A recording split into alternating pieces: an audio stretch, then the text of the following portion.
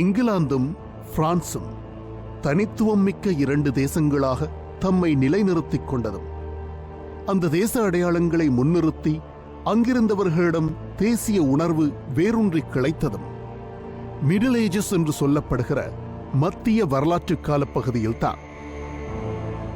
இந்த காலப்பகுதியில் மேற்சொன்ன இரண்டு நாடுகளுக்கிடையில் இடம்பெற்ற உக்கிரமான போர்கள் இதற்கு காரணமாக அமைந்தன. அப்படி இடம்பெற்ற போர்களில் மிக பிரசித்தமானது 100 Years War என்று சொல்லப்படுகின்ற நூற்றாண்டு கால யுத்தம். 1337 ஆண்டுக்கும் 1453 ஆண்டுக்கும் இடையில் இடம்பெற்ற தொடர் யுத்தங்களே இவ்வாறு குறிப்பிடப்படுகின்றன. இரண்டு நாடுகளையும் ஆண்டு கொண்டிருந்த அரச பரம்பரைகளில் 5 தலைமுறையினர் இந்த தொடர் யுத்தங்களில் பங்கேற்றிருந்தனர். இப்படியாக இடம்பெற்ற யுத்தங்களில் மிக பிரசித்தி பெற்றது பேட்டில் ஆஃப் அகின்கோர்ட் எனப்படும் யுத்தம். இந்த யுத்தம் பற்றிய கண்காட்சி ஒன்று அண்மையில் பாரிஸில் இடம்பெற்றது. இது பற்றித்தான் இன்றைய யாதுமுறை அத்தியாயத்தில் முதலாவதாக பார்க்கவிருக்கிறோம்.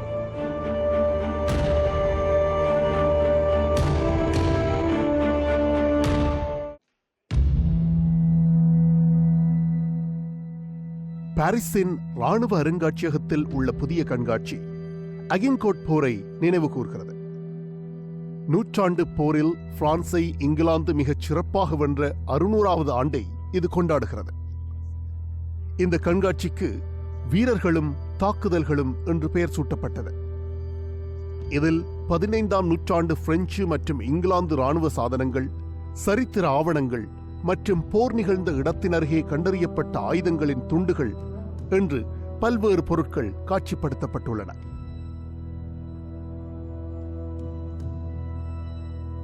அகின்கோட்டில் இங்கிலாந்திடம் தோல்வியடைந்ததில் தொடங்கி 1515 மரிக்னானோவில் பெற்ற வெற்றி வரை பிரான்சின் ராணுவ வரலாறு கடந்து வந்த பாதைகள் பலவற்றை இங்கே காட்சிப்படுத்தப்பட்டுள்ள பொருட்களின் மூலம் அறியலாம். அகின்கோட் போர் 1415 ஆண்டு அக்டோபர் 25 நடைபெற்றது. வடக்கு பிரான்சின் துறைமுக நகரமான கலேயிலிருந்து 25 மைல் தெற்கே அகின்கோட் உள்ளது.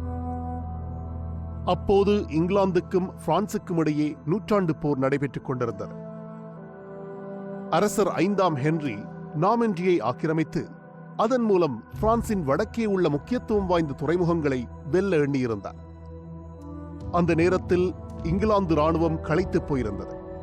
சிலருக்கு உடல்நலப் பிரச்சினைகள், உயிரிழப்புகள், பனிக்காலம் வரவிருப்பதால் காலநிலையும் மோசமாக இருந்தது. போர் மிகவும் தீவிரமாக நடைபெற்றது. காலை 11 மணி முதல் மாலை 5 மணி வரை இது நடைபெற்றிருக்கலாம் என்று வரலாற்றாளர்கள் கணிக்கிறார்கள். கண்காட்சி பொறுப்பாளர் அண்டாயின் லெடோக் ஒவ்வொரு தரப்பிலும் எத்தனை பேர் பொருட்டார்கள் என்று துல்லியமாக சொல்வது சிரமம் என்கிறார். இங்கிலாந்து தரப்பில் சுமார் 6000 பேரும், பிரெஞ்சு தரப்பில் சுமார் 9000 10,000 பேரும் போரிட்டார்கள் என்று மதிப்பிடப்படுகிறது. பிரெஞ்சு வீரர்களின் எண்ணிக்கை அதிகமாக இருந்தாலும் அவர்களுடைய படை தன்னுடைய சாதகமான சூழ்நிலையை சரியாக பயன்படுத்திக் கொள்ளவில்லை. பிரெஞ்சு படையில் பெரும்பாலும் குதிரைப்படையினர் தான் இருந்தார்கள். அவர்கள் அகின்கோட்டில் தங்களுடைய குதிரைகள் மேலேறி அணிவகுத்து போரிட முயன்றார்கள். அங்கிருந்த நிலம் நனைந்திருந்ததாலும் அதன் அமைப்பு புனல் வடிவில் இருந்ததாலும் அவர்களால் சரியாக தாக்க இயலவில்லை என்றார் லெடோக். இங்கிலாந்து தரப்பில் பெரும்பாலும் காலாட்படையைச் சேர்ந்த வில்லாளிகள் வந்திருந்தார்கள். அவர்கள் பிரெஞ்சு படையினரை விட நிலைமையை புரிந்து கொண்டு அதற்கேற்ப மோதினார்கள். தங்கள் உயிரை இழக்க அவர்கள் தயாராக இல்லை. பிரெஞ்சு குதிரைப்படையினர் வாள்கள் மற்றும் ஈட்டிகளை கொண்டு போரிட்டார்கள். இங்கிலாந்து தரப்பில் பெரிய ஆங்கிலேய வில் என்று சொல்லப்படும் நீளமான புகழ்பெற்ற வில் பயன்படுத்தப்பட்டது. இது தொலைவில் இருந்து தாக்குவதற்கான ஆயுதம். ஒரு ஆங்கிலேய வில்லாளியால் ஒரு நிமிடத்தில் 10 அம்புகளை எய்ய இயன்றது. இப்படி அம்புகள் வந்து குவிய அகின்கோட்டில் இருந்த பிரெஞ்சு குதிரைப்படையினர் தோற்றுப் போனார்கள் என்றார் அவர். அகின்கோட் தோல்வி பிரான்சின் அரசியல் மற்றும் பிரபுத்துவ அமைப்பில் ஒரு பெரிய தாக்கத்தை ஏற்படுத்தியது.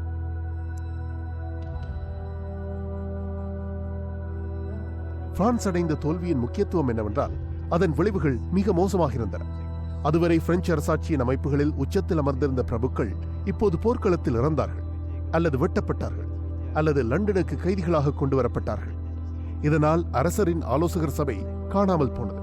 பிரெஞ்சு அரசாங்கமே திகைத்து போய் நின்றுவிட்டது என்றார் லெடோ.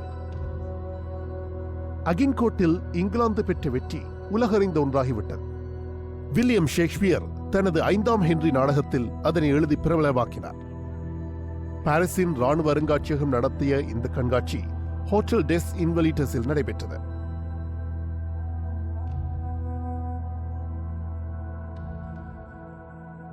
நெப்போலியன் போனபார்ட் ஐரோப்பிய சரித்திரத்தை மாற்றி எழுதிய பிரெஞ்சு சக்கரவர்த்தி. 1769க்கும் 1821க்கும் இடையில் இவரது வாழ்க்கை காலம் அமைந்தது. நவீன கால ஐரோப்பிய சரித்திரத்தை கற்பவர்கள் நெப்போலியனிய போர்கள் பற்றி அறிந்திருப்பார்கள். சரித்திரத்தின் பக்கங்களை ஆக்கிரமித்த இந்த முதலாம் நெப்போலியனுக்கு பின்னதாக பிரான்சின் ஆட்சிக்கட்டிலில் ஏறிய இன்னும் ஒரு நெப்போலியன் இருக்கிறார், 3ஆம் நெப்போலியன். நெப்போலியன் போனபார்ட்டின் மருமகன். நெப்போலியன் போனபார்ட் அளவுக்கு சரித்திர பிரசித்தி பெற்றவர் கிடையாதென்றாலும் கூட 1848ஆம் ஆண்டு இடம்பெற்ற பிரெஞ்சு புரட்சியின் பின்னதாக பிரான்சின் முதலாவது ஜனாதிபதியாக தேர்ந்தெடுக்கப்பட்டவர் 3ஆம் நெப்போலியன்.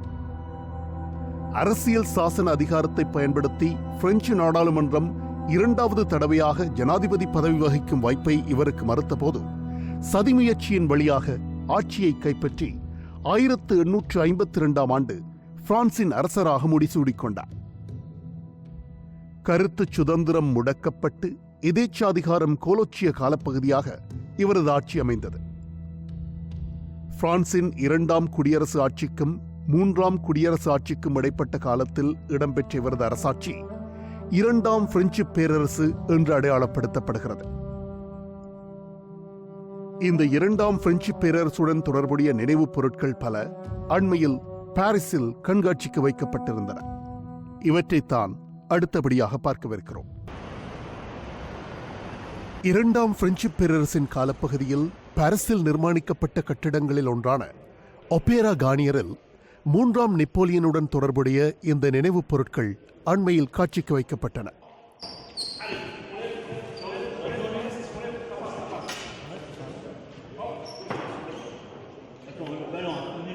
இவை ஐக்கிய அமெரிக்காவின் பெரும் செல்வந்தர்களில் ஒருவரான கிறிஸ்டோபர் ஃபோபஸின் சேகரத்தில் அடங்கியிருந்த பொருட்கள்.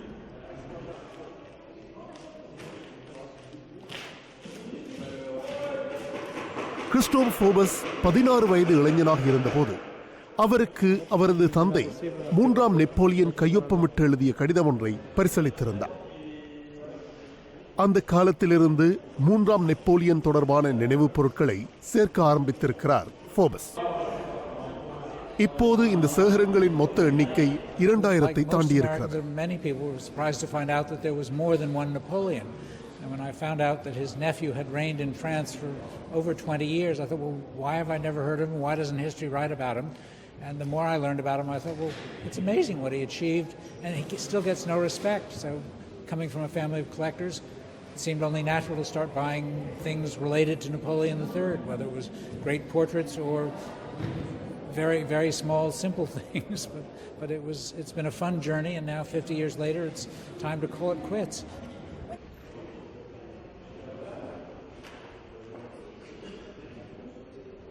History is written by the victors, and I compare Napoleon III occasionally to Richard III in England. The Tudors had William Shakespeare to trash Richard III's reputation, and the Third Republic had Victor Hugo. So I'm afraid the two thirds didn't get treated kindly. But hopefully he'll be welcome back in Paris, and people will begin to really appreciate his legacy. Christopher Forbes ஐக்கிய அமெரிக்காவின் முன்னணி வணிக இதழான Phoebus குழுமத்தின் உபதலைவர் என்பது குறிப்பிடத்தக்கது.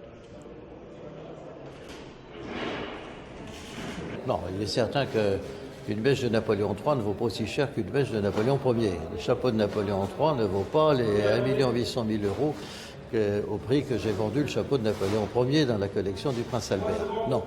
Mais par contre, Napoléon III est un personnage qui gagne à être connu et cette collection va justement faire démarrer ce marché du Napoléon III. மூன்றாம் Napoleon தொடர்பான இவரது சேகரங்கள் 2016 மார்ச் மாதம் ஏல விற்பனைக்கு விடப்பட்டன.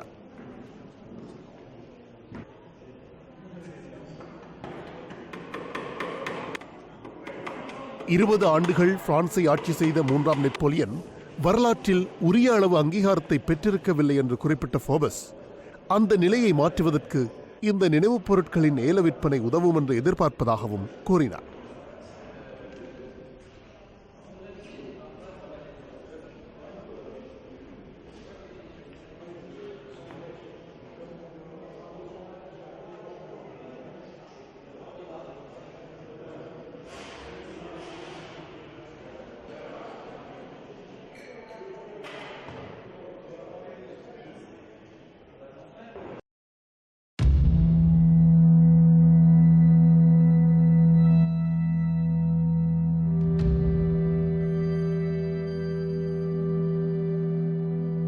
ரோம், இத்தாலியின் வரலாற்று புகழ்மிக்க தலைநகரம்.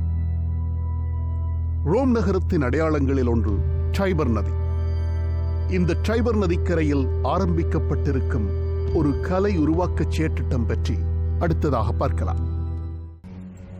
இத்தாலியின் நெடுநதிகளில் மூன்றாவது இடத்தில் இருப்பது டைபர் ஆறு.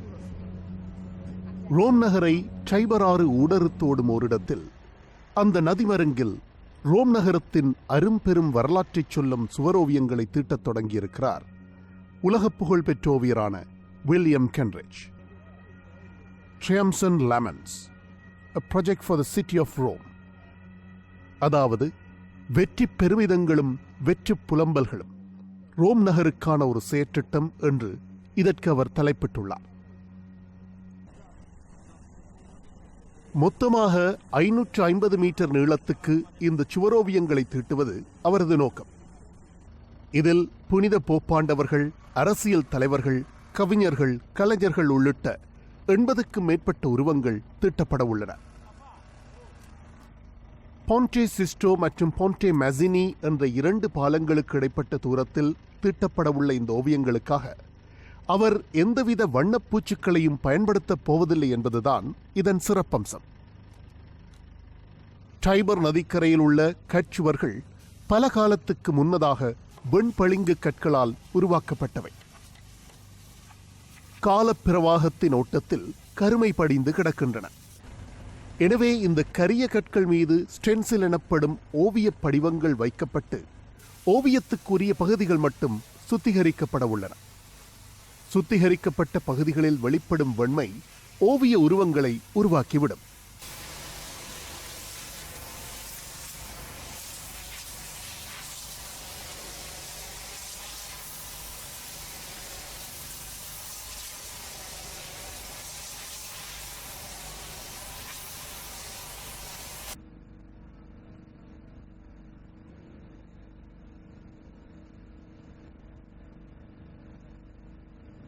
இந்த கச்சுவரின் தேர்ந்தெடுக்கப்பட்ட பகுதிகளை சுத்திகரிப்பது என்பதுதான் நாம் பயன்படுத்தும் உத்தி.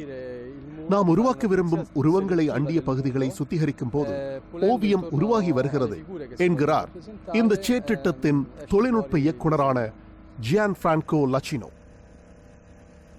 இப்படி உருவாக்கப்படும் நிழல் உருவங்களும் காலப்போக்கில் கரைந்து மறைந்துவிடும்.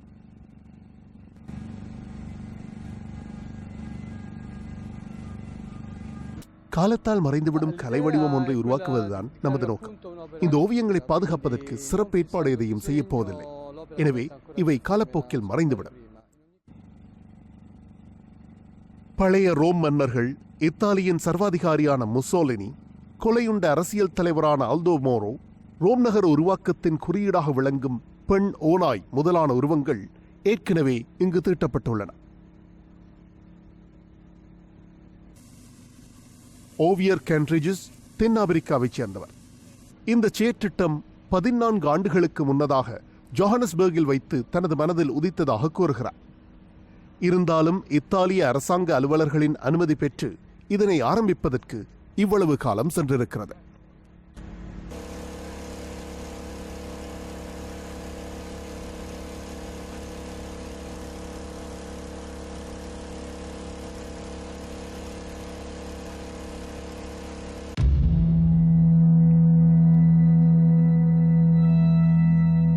நவீன இங்கிலாந்தின் பொருளாதார வளர்ச்சியில் நீராவி தொடருந்துகளுக்கு பெரும் பங்கு உண்டு.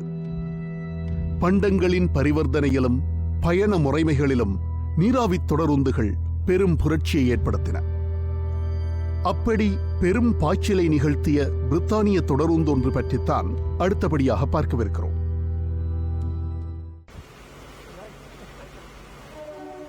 கடந்த பிப்ரவரி மாதம் உலகின் மிக புகழ்பெற்ற நீராவி தொடருந்துகளில் ஒன்றான தி ஃப்ளையிங் ஸ்காட்ஸ்மேன் 10 ஆண்டுகால இடைவெளிக்கு பிறகு தனது முதலாவது பயணத்தை லண்டனுக்கும் யோர்க் நகருக்கும் இடையில் மேற்கொண்டிருந்தது. 4.2 மில்லியன் பவுண்ட் செலவில் இந்த நீராவி தொடருந்து புதுப்பிக்கப்பட்டிருந்தது.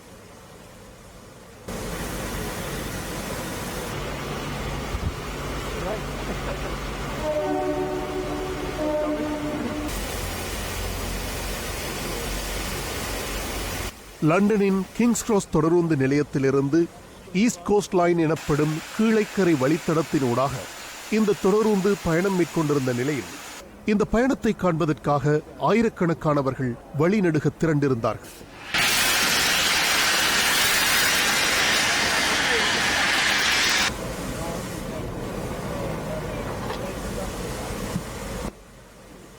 ஆயிரத்து 1923 ஆண்டு நிர்மாணிக்கப்பட்ட இந்த தொடருந்து தனது நெடிய வரலாறு காரணமாகவும் நீங்கா புகழ் காரணமாகவும் பிரித்தானியாவில் ஒரு தேசிய சொத்தாக கருதப்படுகிறது. பிரித்தானியாவில் இருக்கின்ற தொடருந்துகளில் இந்த வகை தொடருந்து இது மட்டுமே என்பது குறிப்பிடத்தக்கது.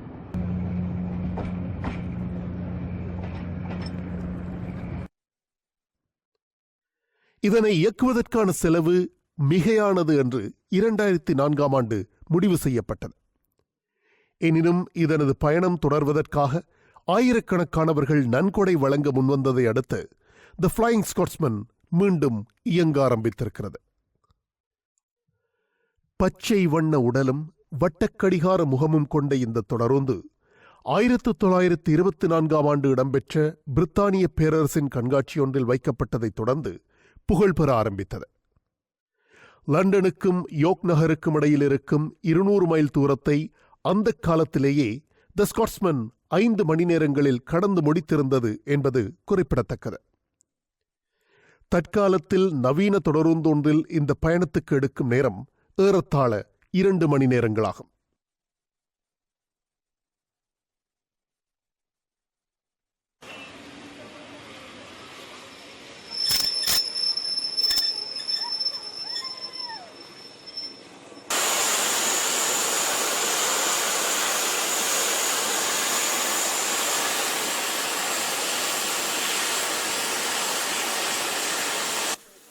ஆயிரத்து 1934 ஆண்டளவில் மணிக்கு 100 மைல் வேகத்தில் பயணிக்கும் வல்லமை பெற்றிருந்த ஒரே தொடருந்து இது என்பதும் குறிப்பிடத்தக்கது.